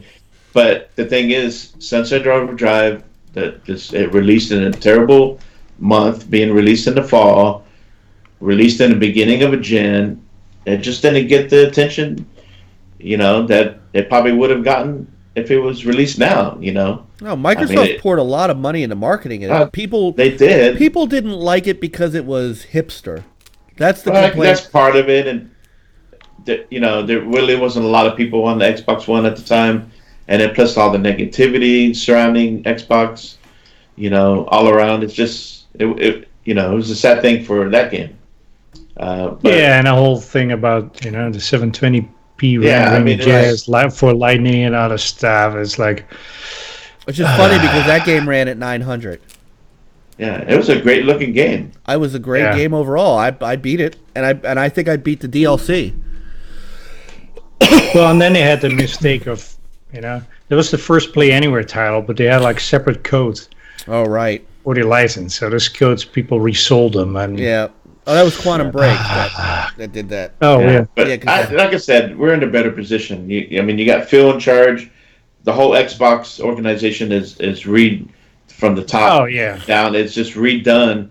You don't have the middleman anymore. I mean, they're just better off now. They're in a better position where they can support sequels and just a different variety. They don't have to sit there and rely on like Recore and Lucky Tale and stuff like that. So yeah, it'd be fun. But maybe their in-home, their ingrown first-party studios now could take over that stuff. Oh yeah. Well, yeah, like you got Battletoads. I guess that studio came. I don't know if they're the ones that reached out to Rare or how that came about, but they wanted to do Battletoads, so maybe going forward after Battletoads, and if it's successful. Maybe they will be that studio, kind of like Blue Point, where they can go in and start revive some of these older IPs that Rare has. So we'll see. Right. Could be. I mean, I'll tell you what. If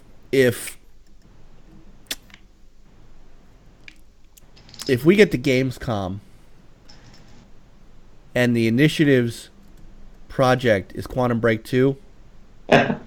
I'll lose my mind. I'm in. I'll be like, okay, all right. I'm in. I would be surprised, but I wouldn't be surprised. They should come up with a new IP though. They should. They got do something new, great. They can ride up. But the thing is, it has to be ready with Scarlet. I mean, I kind of see that, but at the same time, we're still as well though also talking about them needing to cultivate their IP. So I mean, true. Takes time. I would be stoked for if especially coming from that studio. Maybe they change the look of it a little bit, but they get a killer story. They get a killer, so we shall see. We shall. All right, it's 11:19. We have now hit the 1 hour 47-minute mark. So we're right about. I look forward to Gamescom.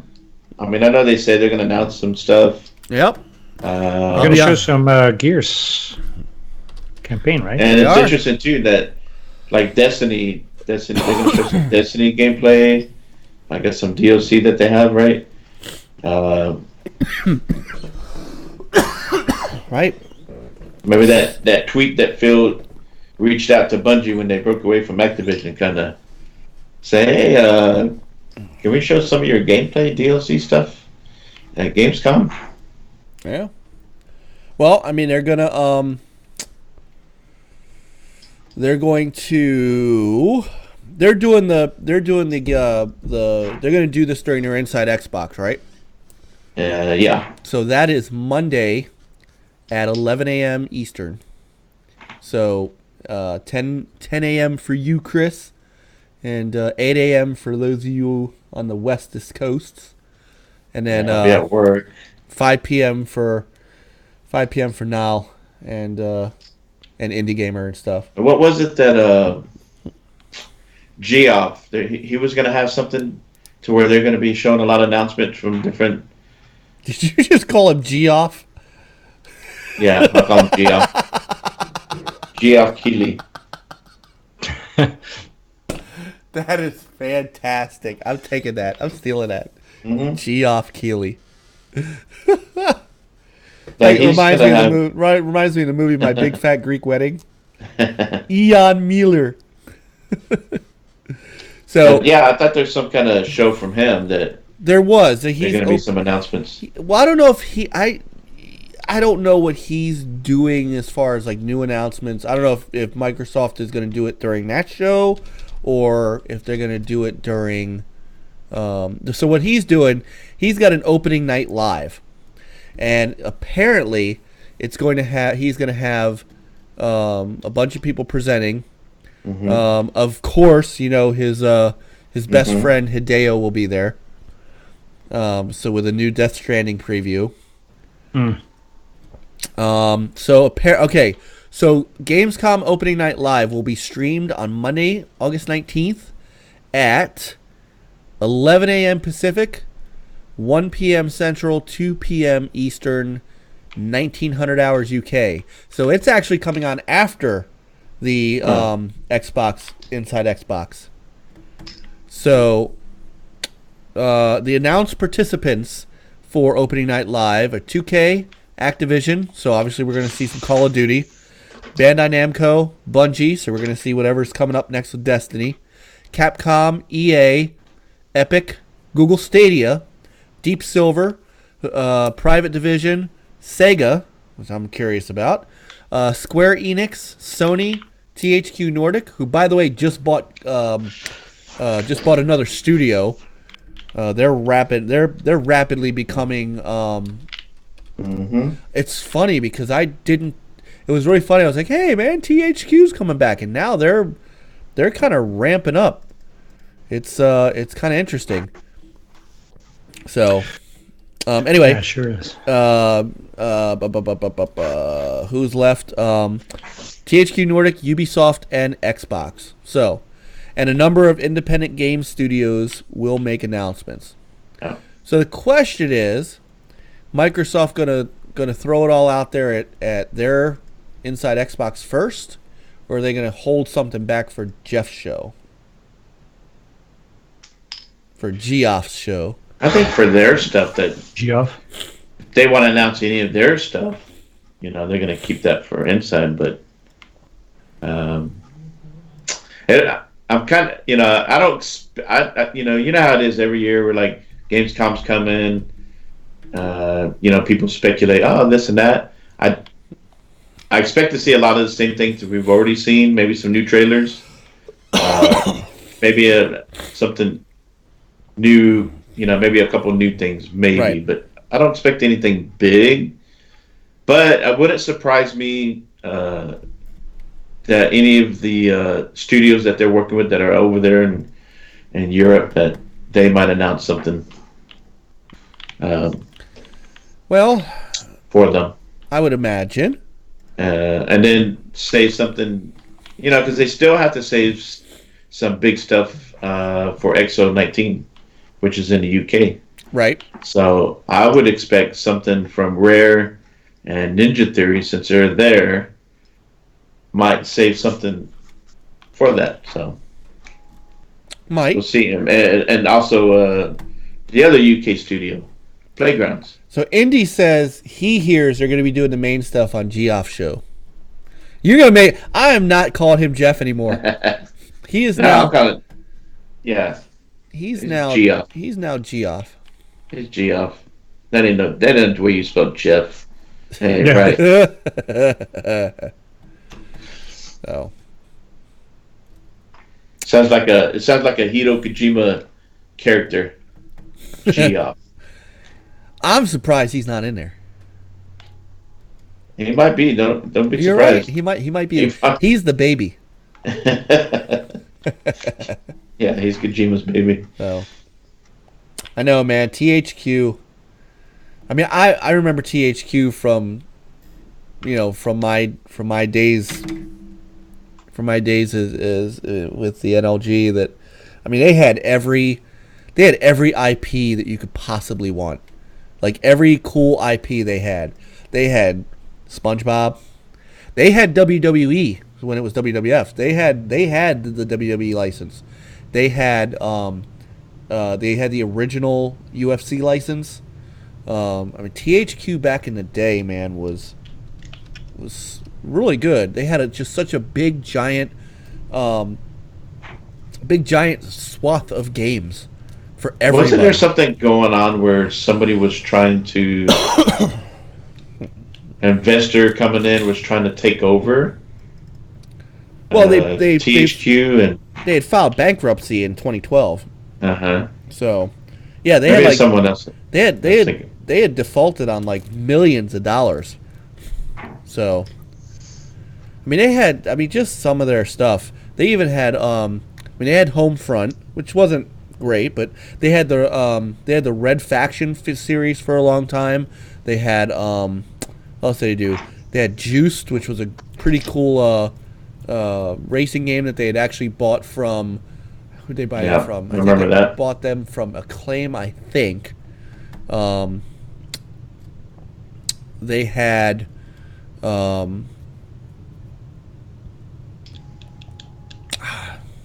they had a ton of games. I know they said they're going to revive. They have another. They had the Destroy All Humans series. Yeah. I just saw it. I was looking over at my game shelf, and I'm like, oh yeah, that reminds me. Destroy All Humans is getting remastered. That one game that was trying to compete with GTA. Saints Row. Yeah, Saints Row. I enjoyed the first two Saints Row because they were a little bit more like GTA, but they had their own thing going. I'm kind of hoping they kind of go back to being a little bit more serious and be innovative. They can do stuff that GTA doesn't do. Because that's what they tried to do with the first two. They tried to make it and then crazy. After that, they just kind of like went off, like, yeah, we're going to go crazy. Yep, and they went nuts. And, I mean, I guess they were okay. They could be fun, just to be stupid. But I like to see it kind of rein back a little bit. Yep. Yeah. I'm looking across their game list now. They had the Scooby-Doo license. They had the Rugrats license. They had Ren and Stimpy games. They also they still do the MX versus ATV.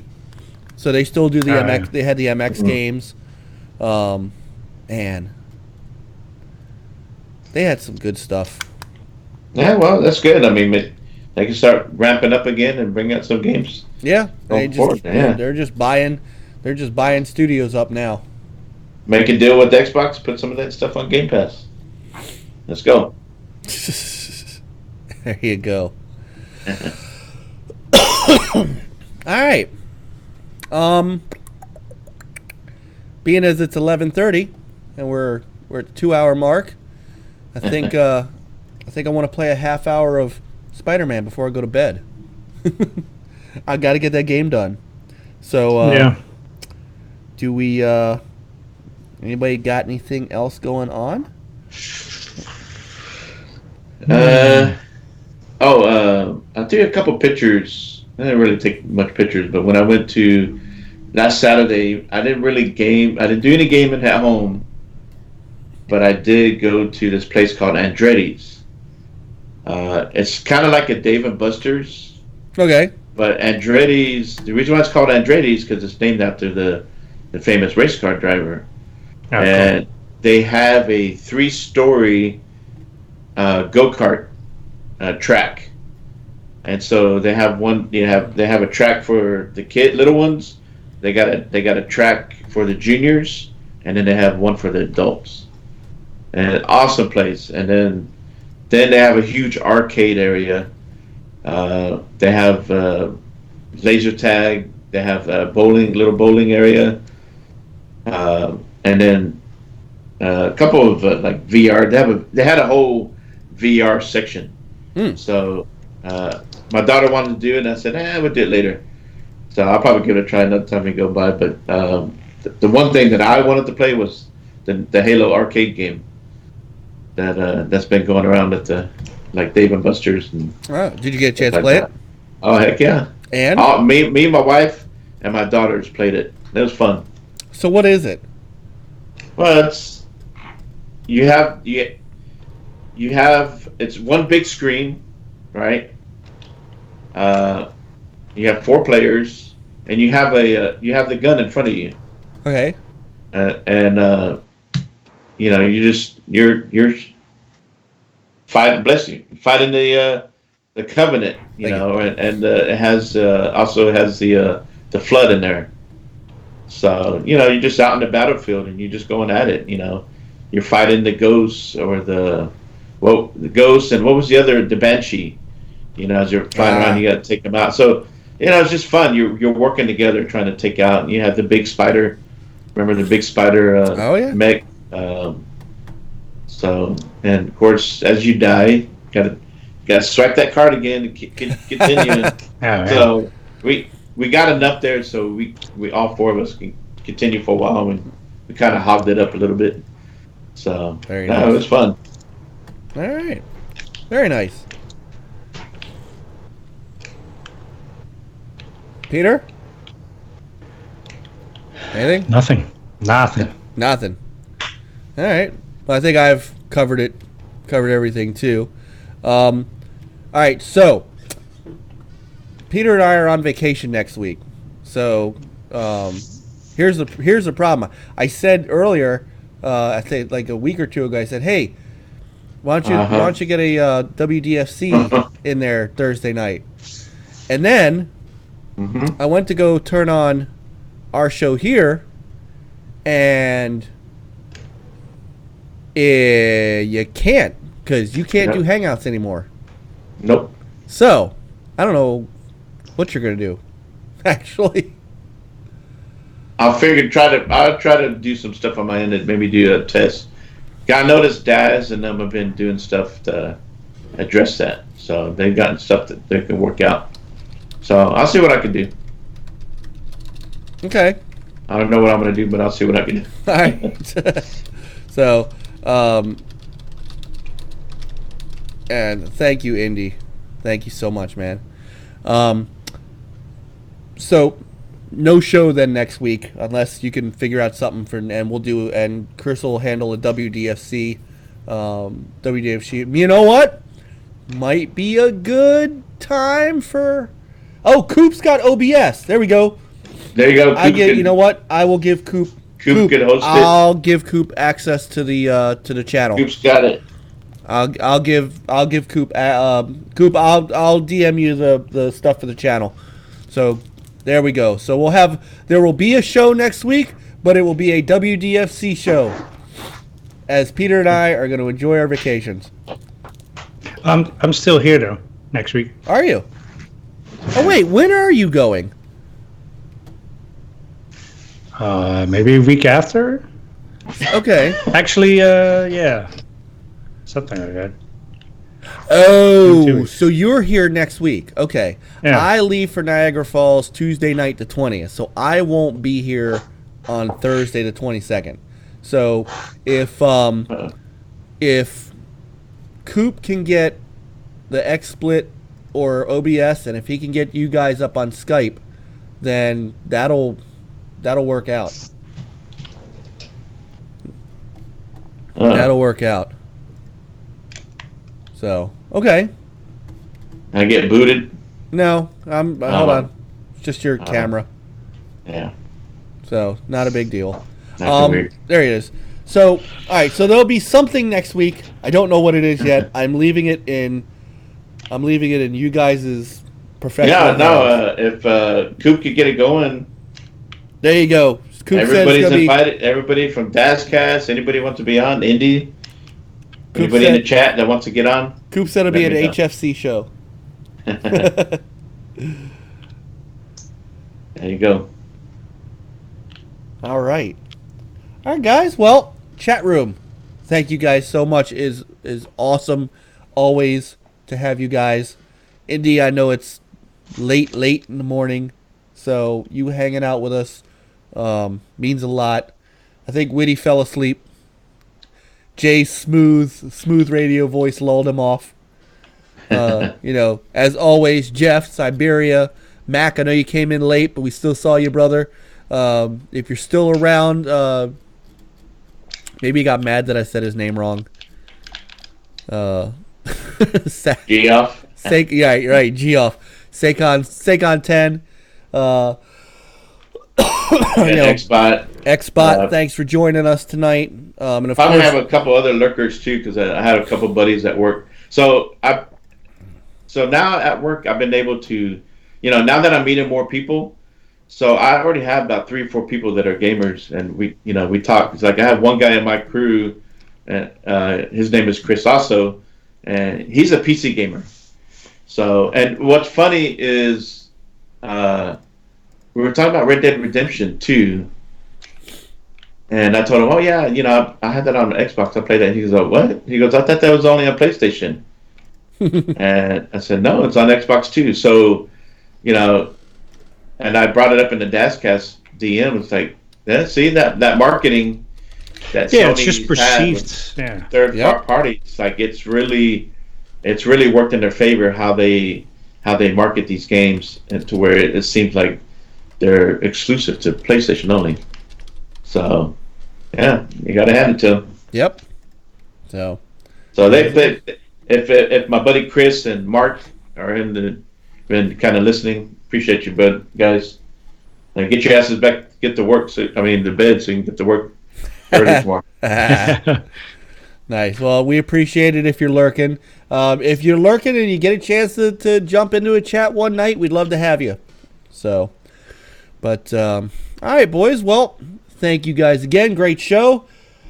Once again, rough week at work. I come here, we get started, and I'm feeling good. Get that second win. Yep. So, Peter, Chris, you guys have a great night.